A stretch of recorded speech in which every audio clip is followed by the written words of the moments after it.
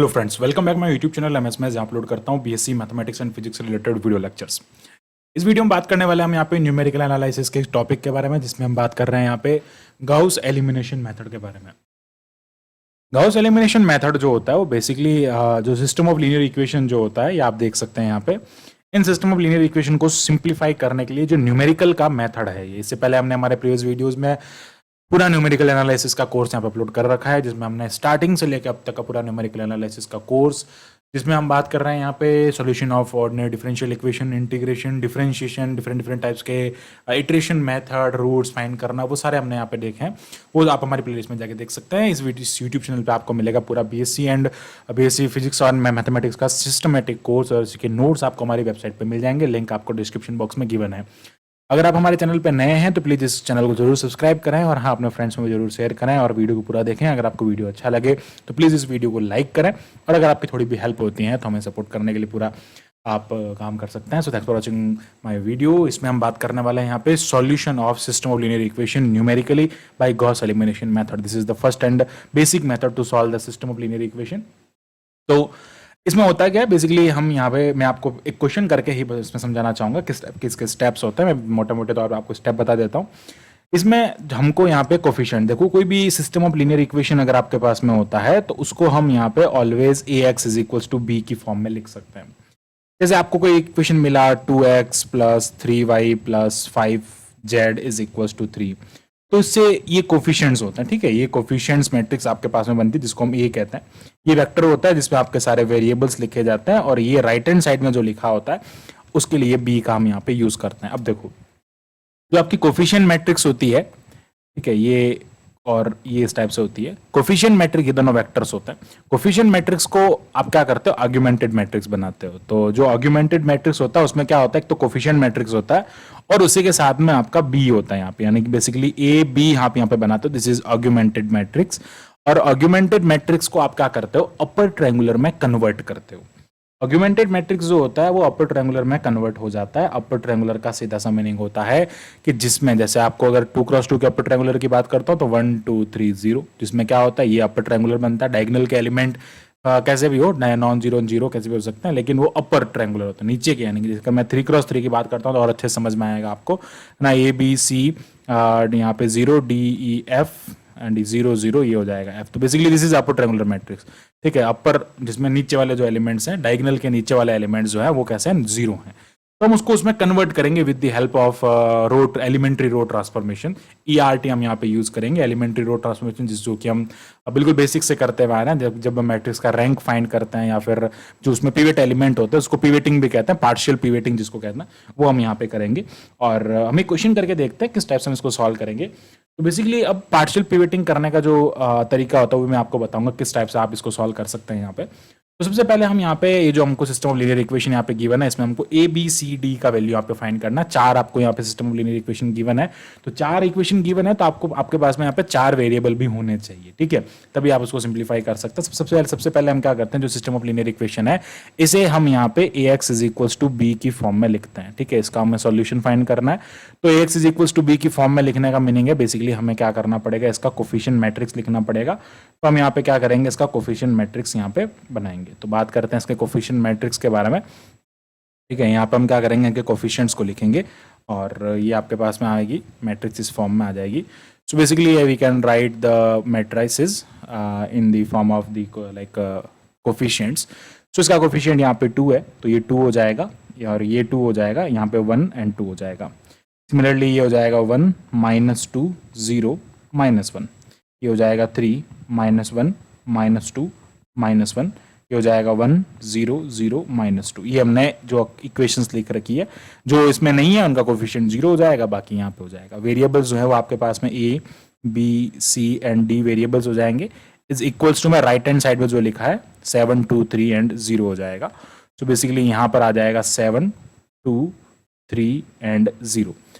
अब हमें क्या करना है, यहाँ से आर्गुमेंटेड मैट्रिक्स बनाना है। सो इसका जो आर्गुमेंटेड मैट्रिक्स जो होगा, आर्गुमेंटेड मैट्रिक्स, वो आर्गुमेंटेड मैट्रिक्स फॉर्म आपको मिलेगा, that is A and B, इसको इस टाइप से लिखा जाता है। और जो इसका आर्गुमेंटेड मैट्रिक्स फॉर्म बनेगा वो क्या बनेगा, उसके बारे में बात करते हैं यहाँ पे।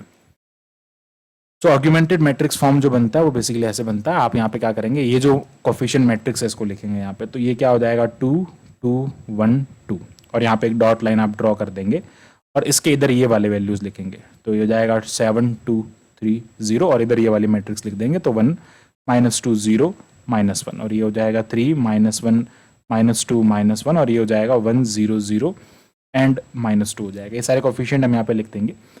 अब बेसिकली करना क्या होता है यहाँ पे, ये जो मैट्रिक्स है इसमें एलिमेंट्री रो ट्रांसफॉर्मेशन लगानी है। जो मैट्रिक्स है आप देख रहे हैं यहाँ पे 4x5 की यहाँ पे आपको मैट्रिक्स मिल रही है, इसमें क्या करना है आपको, जीरोस बनाने होते हैं। आप कैसे जीरो बनाते हैं, हम यहाँ पे elementary row transformation by using elementary ERT, elementary row transformation, we convert, इसको क्या करेंगे, कन्वर्ट इनटू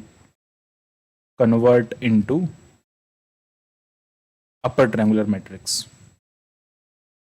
बेसिकली ये अभी स्क्वायर मैट्रिक्स नहीं है ना, तो हम इसमें सीधा एलिमेंट्री रो ट्रांसफॉर्मेशन लगाएंगे।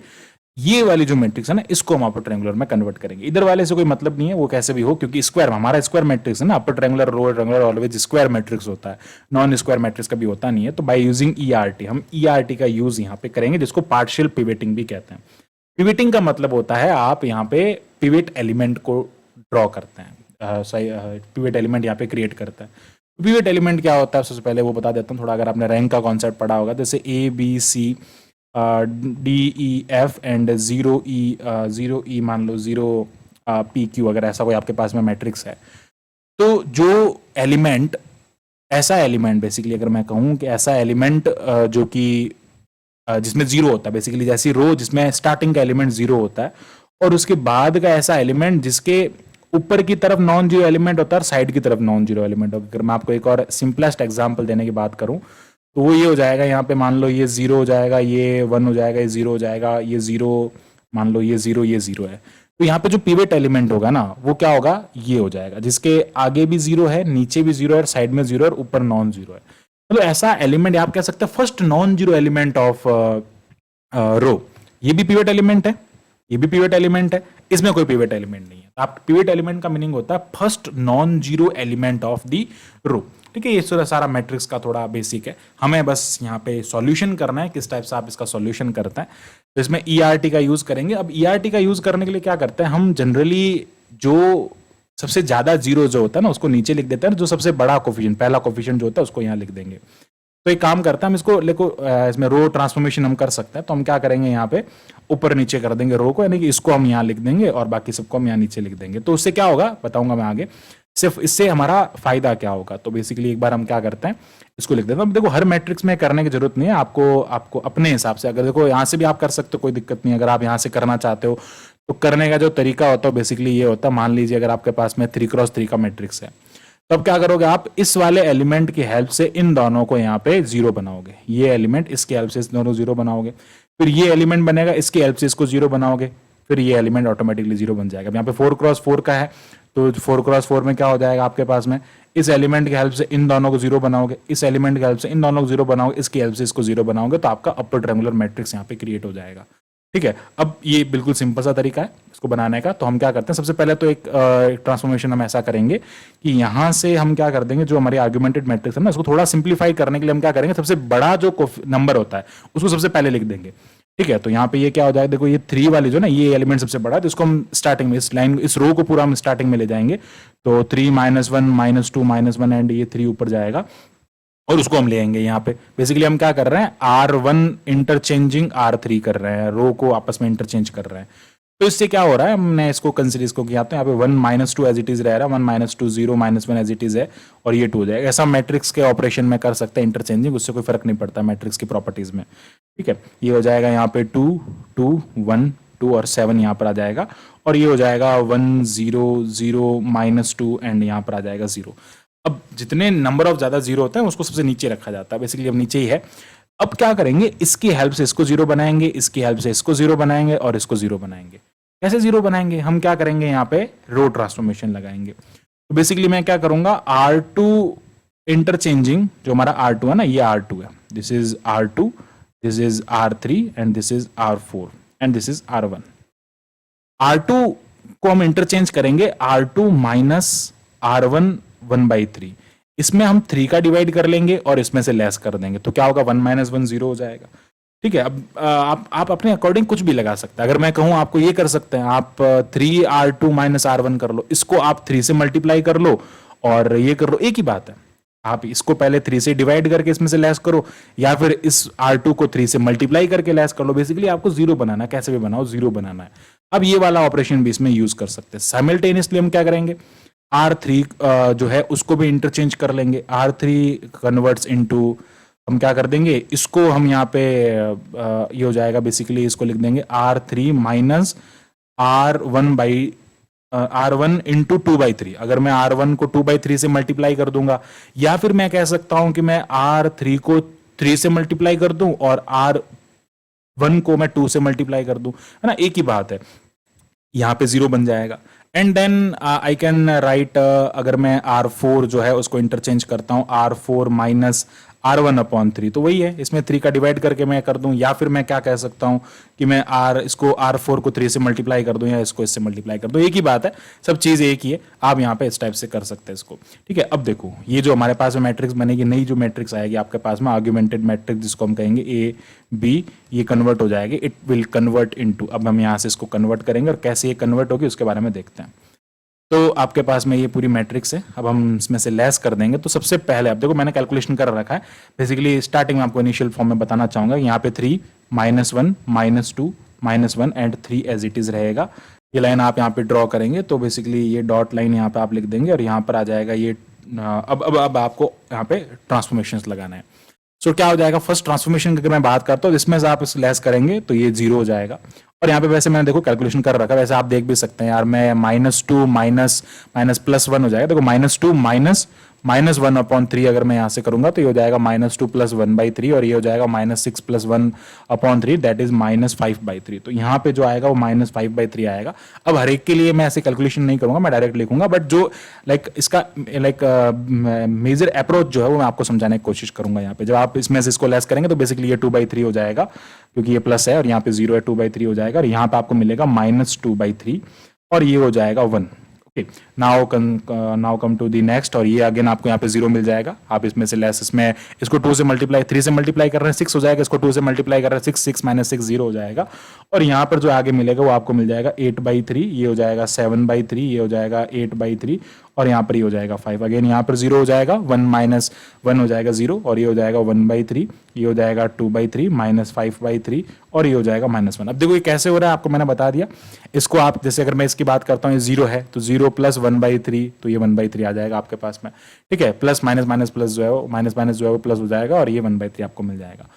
तो अब एक रो में आपको यहाँ पे 0 मिल गया। अब क्या कहा मैंने, इसकी हेल्प से हमने इन सबको 0 बनाया। अब क्या करेंगे, नेक्स्ट वाले की हेल्प से इसको 0 बनाएंगे, फिर इसकी हेल्प से इसको 0 बनाएंगे, फिर इसके और ये क्या बन जाएगा, अपर ट्रायंगुलर मैट्रिक्स बन जाएगा। नेक्स्ट हमको क्या करना है, ऐसा रो ट्रांसफॉर्मेशन लगाना है कि हमें यहाँ पे इसके हेल्प से ये मिल जाए। अब मैंने कहा था जो सबसे बड़ा होता है उसको ऊपर रखेंगे, तो अगेन हम यहाँ पे क्या कर सकते हैं, इसमें देखो अब इस मैट्रिक्स में आप देखो बड़ा कौन है, तो इसमें सबसे बड़ा तो 8/3 है। तो 8/3 को हम क्या कर देंगे, यहाँ ले आएंगे और इसको ले आएंगे यहाँ। तो अगेन हम यहाँ पे इंटरचेंज कर सकते हैं, को नहीं भी करते तो कोई फर्क नहीं पड़ता है, बट जस्ट एक यहाँ पे इजी ट्रांसफॉर्मेशन के लिए हम ऐसा कर सकते हैं।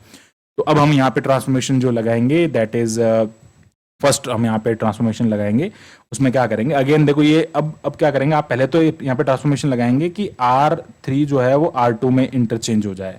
ठीक है, R3 R2 का आप यहाँ पे इंटरचेंज करेंगे, तो उसके लिए आप ट्रांसफॉर्मेशन लगाएंगे। तो बेसिकली अब इस मैट्रिक्स को हम यहाँ पे लिखेंगे, और ये जो नई मैट्रिक्स आपको मिलेगी वो कन्वर्ट किस में हो जाएगी उसके बारे में देखते हैं। तो जो नई मैट्रिक्स आपको यहाँ से मिलेगी और वो कन्वर्ट हो जाएगी यहाँ से, ये आपके पास में आर्गुमेंटेड मैट्रिक्स हो जाएगा। ठीक है, ये आर्गुमेंटेड मैट्रिक्स है, और ये डॉट लाइन हम यहाँ से बना देंगे। तो हमें यहाँ से जो नई मैट्रिक्स इंटरचेंज करने के बाद में जो आपको मैट्रिक्स मिले, देखो 3 वाली लाइन तो एज इट इज रहेगी, तो 3 -1 -2 -1 and 3 as it is. R2 को इसमें इंटरचेंज कर रहा हूँ, 0 अब 0 एज इट इज रहेगा। यहाँ पे आ जाएगा 8/3, यहाँ हो जाएगा 7/3, यहाँ हो जाएगा 8/3, और यहाँ हो जाएगा 5। एंड उस लाइन को अगर मैं, इस रो को अगर मैं यहाँ लिखूंगा तो ये हो जाएगा 0 -5/3, एंड ये हो जाएगा 2/3। ओके, 2/3 एंड -2/3, और यहाँ पर आ जाएगा 1। और नीचे जो लाइन है, रो है, 1/3 2/3 -5/3 और 1 एज इट इज रहेगा। सॉरी, -1 है यहाँ पे। अब क्या करना है यहाँ पे, अब हम यहाँ पे कौन से रो ट्रांसफॉर्मेशन का यूज कर सकते हैं। बेसिकली इसकी हेल्प से नॉन ऑफ जीरो बनाना, दो ट्रांसफॉर्मेशन लगाने होंगे हमें यहाँ पे। R1 ये हो जाएगा, this is R2, this is R3 and this is R4।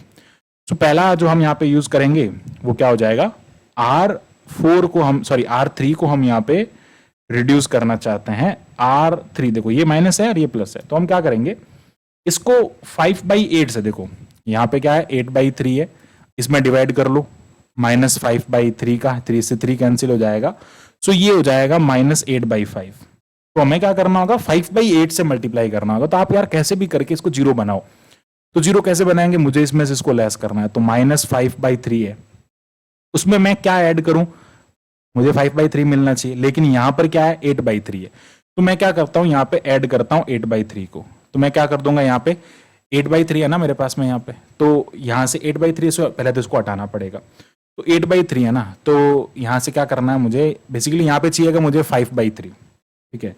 तो उसके लिए क्या कर देंगे हम, यहाँ पे जो ये 8/3 है ना, इसमें से क्या कर देंगे हम, यहाँ पे 3/8 का डिवाइड कर देंगे, तो 3 से 3 कैंसिल हो जाएगा, तो मुझे मिल जाएगा यहाँ पे 8/5, ठीक है। एक सेकेंड, यहाँ पे 5/3 को लेस करना ना, सॉरी, देखो आपके पास में -5/3 है यहाँ पे, और हम यहाँ पे क्या कर सकते हैं, 3 से 3 कैंसिल हो जाएगा, और 5/8 का अगर मैं मल्टीप्लाई कर दूं इसके साथ में, यानी कि 8/3 इंटू 5/8 का मल्टीप्लाई कर देंगे, तो ये कैंसिल हो जाएगा 8 से 8, और मुझे यहाँ पे मिल जाएगा 5/3, तो ये जीरो बन जाएगा। आई थिंक आप समझ पा रहे होंगे। यहाँ से मैं आपको वापस समझा देता हूँ यहाँ पे क्या हो रहा है।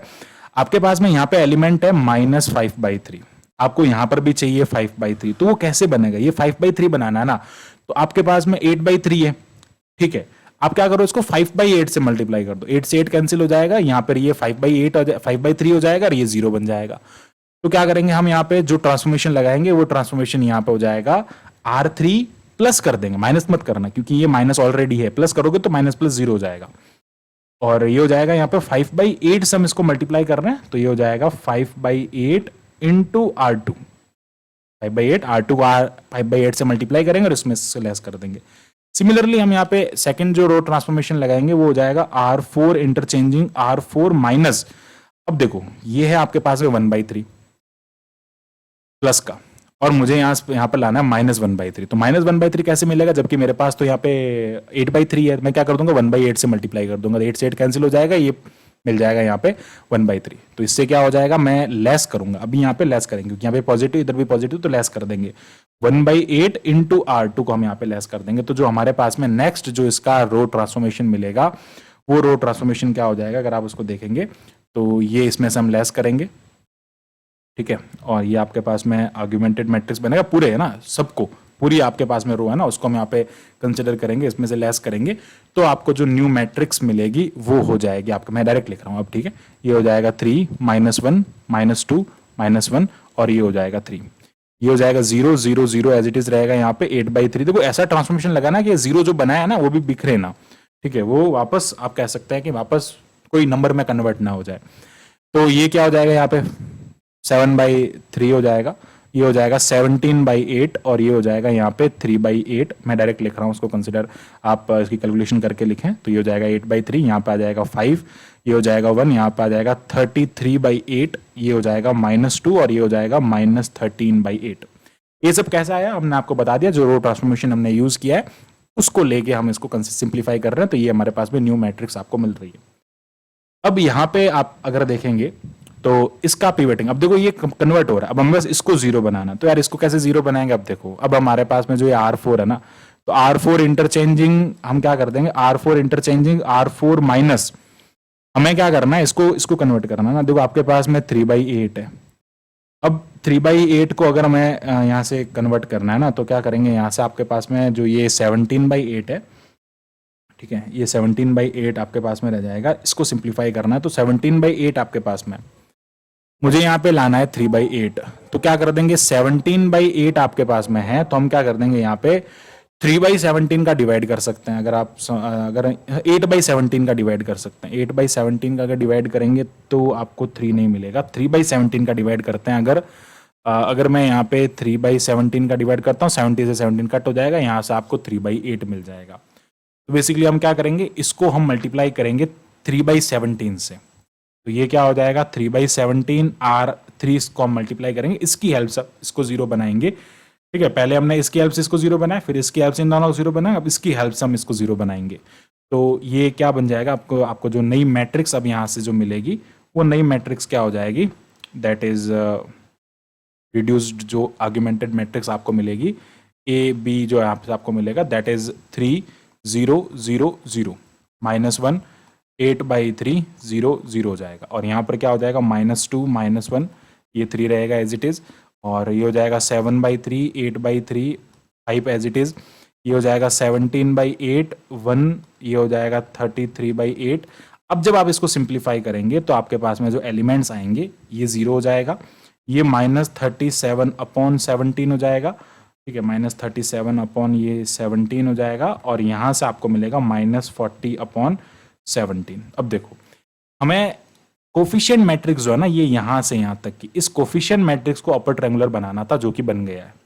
ठीक है, अब हम क्या करेंगे, अगेन इसको अलग अलग कर देंगे। तो हम क्या कर देंगे, AX = B की फॉर्म में अगर मैं इसको लिखूंगा तो यहाँ से जो है वो ये मैट्रिक्स डिफरेंट फॉर्म में आ जाएगी आपके पास में। ठीक है, ये अपर ट्रायंगुलर हो जाएगी, ये इसका वेक्टर हो जाएगा, और ये हो जाएगा यहाँ पे जो हमने यहाँ से इसका वैल्यू फाइंड किया।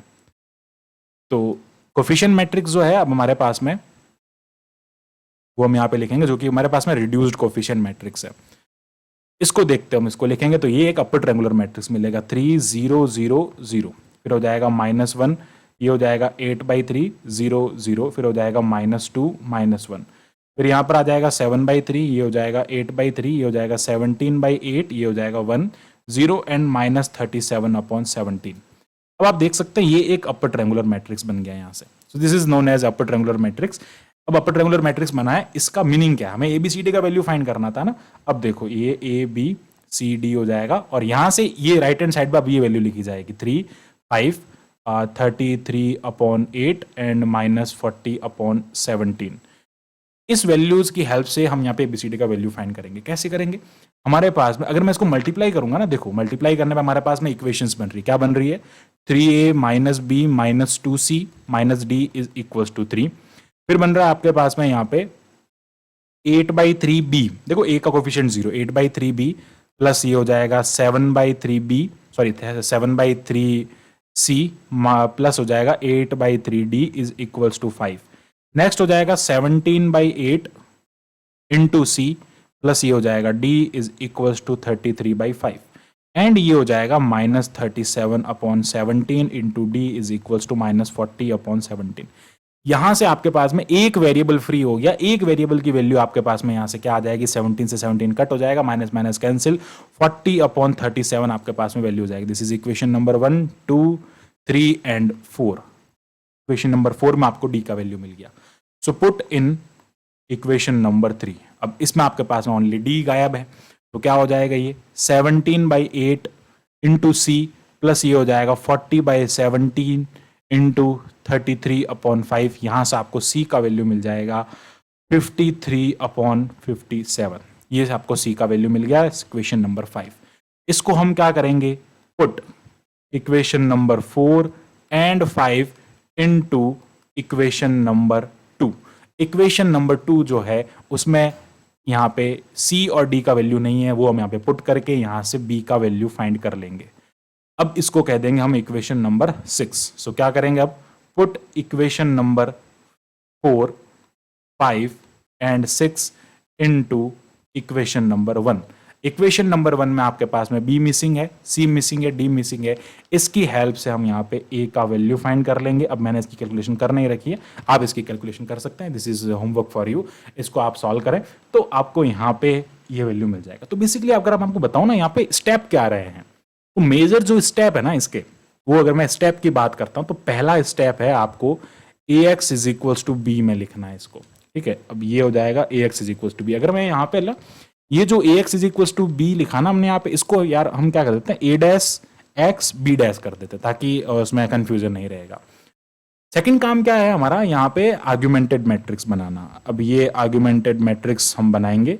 थर्ड काम है हमारा ERT लगा के इसको अपर ट्रायंगुलर मैट्रिक्स में कन्वर्ट करना। ये जो है ना, इसको A को अपर ट्रायंगुलर मैट्रिक्स में कन्वर्ट करना, और इसको हम कहेंगे A', बेसिकली A' का फॉर्मेशन करना। फोर्थ है हमारा a dash x is equal to b dash banana.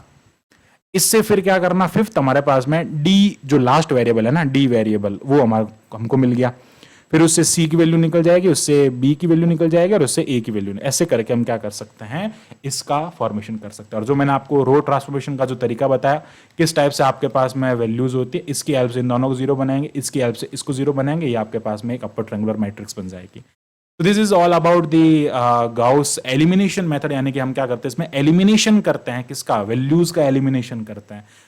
This is known as Gauss elimination method. I hope आपको पूरा टॉपिक जो है वो अच्छे से क्लियर हुआ होगा। ये मेजर स्टेप्स जो है वो मैंने आपको बता दिए।